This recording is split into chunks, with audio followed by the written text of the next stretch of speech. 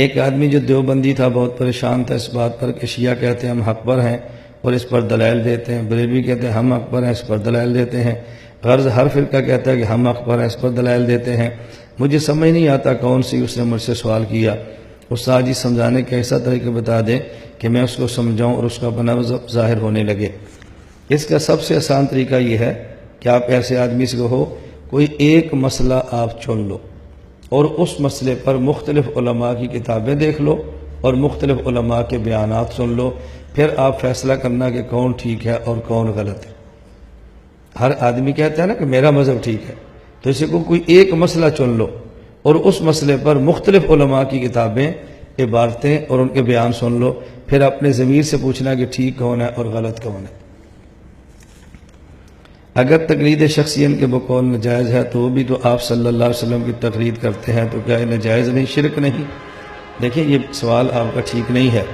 وہ حضرات کہتے ہیں کہ نبی پاک صلی اللہ علیہ وسلم کی اتباع کریں اور حضور کو چھوڑ کر کسی امت کی بات مانیں تو یہ تقلید ہے، تو حضور کی بات کو تقلید نہیں کہتے، اس لیے کہتے ہیں نبی کی اتباع کریں، نبی کے علاوہ امتی کی بات مانیں گے تو یہ شرک فی الرسالت ہوگا، شرک فی توحید نہیں ہے، شرک فی الرسالت ہے، لہذا میں اس کو مشرک کہتے ہیں۔ ان کا دعویٰ یہ ہے، ان کو یہ نہ سمجھاؤ، ان کو یہ بات سمجھاؤ کہ نبی کریم صلی اللہ علیہ وسلم کی بات ماننا تو اتباع ہے، اطاعت پیغمبر ہے اور دین ہے۔ تو سوال یہ ہے کہ آپ نبی پاک کی بات کیسے مانیں گے؟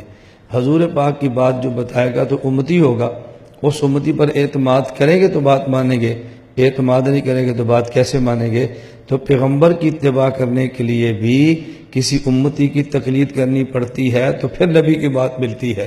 امتی کی تقلید نہ کریں تو نبی کی بات مل ہی نہیں سکتی، اس لیے آپ کسی امتی کی تقلید کریں گے تو پھر حضور کی اتباع نصیب ہوگی، ورنہ نصیب نہیں ہو سکتی۔ کسی شخص کے ہاں موت کے بعد جائیں تو تعزیت کے موقع پر ہاتھ اٹھا کر دعا مانگنا کیسا ہے؟ جب کوئی شخص فوت ہو جائے تو ایک ضرورت فوت ہونے والے میت کی ہے اور ایک ضرورت اہل میت کی ہے۔ اہل میت کی ضرورت تعزیت ہے اور میت کی ضرورت ایصال ثواب ہے۔ ہم تعزیت بھی مانتے ہیں، ایصال ثواب بھی مانتے ہیں۔ تعزیت کا معنی ہے تسلی دینا، اس کے لیے میت والوں سے رابطہ کرنا پڑتا ہے، ٹیلی فون کر لیں، میسج کر لیں، ای میل کر دیں، فیکس کر دیں، ان کے ہاں جا کر تسلی کے کلمات بول دیں، یہ تعزیت کی ساری صورتیں ہیں۔ اور ایصال ثواب کے لیے میت کے گھر جانے کی ضرورت نہیں ہے۔ اب جو بندہ فوت ہے وہ کراچی میں ہے، میں رہتا ہوں سرگودا میں، تو سرگودا سے اہل میت کے ساتھ تعزیت تب ہوگی جب میرا ان سے رابطہ ہوگا۔ تعزیت کے معنی کہ ان کو میں تسلی دوں، تسلی تب ہوگی جب رابطہ ہوگا نا، ٹیلی فون کروں گا یا کراچی جاؤں گا۔ اور ان کے ہاں تعزیت کے لیے کیوں جاتے ہیں؟ غم زدہ ہوتے ہیں، گھر سے جنازہ اٹھتا ہے، پریشانی بہت ہے۔ جب دوست احباب رشتہ دار گھر میں آتے ہیں، اس سے ان کی حوصلہ افزائی ہوتی ہے، صبر آ جاتا ہے، دکھ تقسیم ہو جاتا ہے، اور ان کے اپنے خاندان اور معاشرے میں عزت ہوتی ہے کہ ان کے تعلق والے ماشاءاللہ بہت ہیں، اس سے تسلی ہوتی ہے۔ اب اس کے لیے تو اہل میت کے گھر جائیں گے یا رابطہ کریں گے؟ اور ایک ضرورت ہے میت کی جس کا نام ایصال ثواب ہے۔ ہم ثواب بھی مانتے ہیں، ایصال ثواب بھی مانتے ہیں۔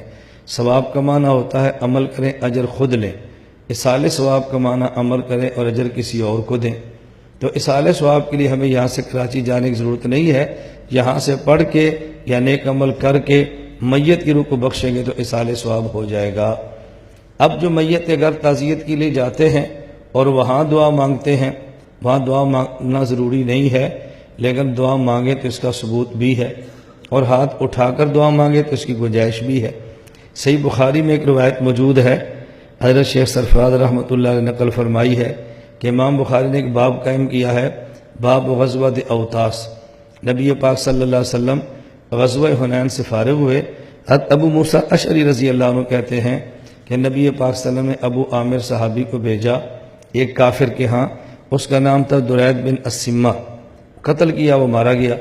حضرت ابو عامر کے گھٹنے پر ایک تیر لگا، زخم آیا، وہ جب تیر کھینچا تو خون بہنے لگا۔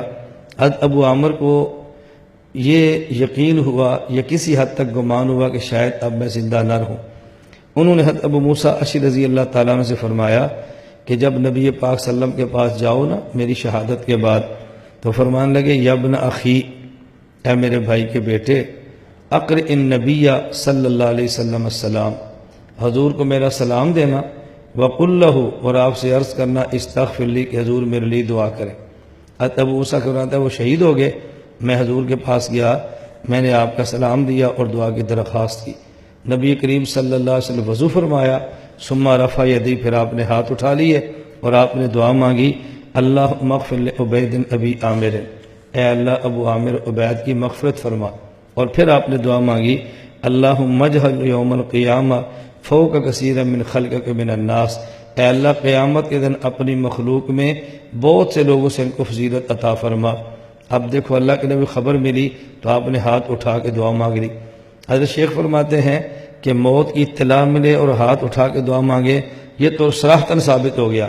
ہاں آدمی فوراً نہ مانگے اور میت کے گھر جا کے اٹھا کر مانگے، تو چونکہ ہاتھ اٹھا کر میت کے لیے دعا مانگنا ثابت ہو گیا ہے، اس لیے اس پر انکار اور نکیر نہیں کرنی چاہیے۔ ہاں اگر کوئی آدمی ہاتھ اٹھا کر نہ مانگے تو اس پر تنقید بھی نہیں کرنی چاہیے، بس اعتدال کا راستہ اختیار کریں، اسی میں خیر ہے۔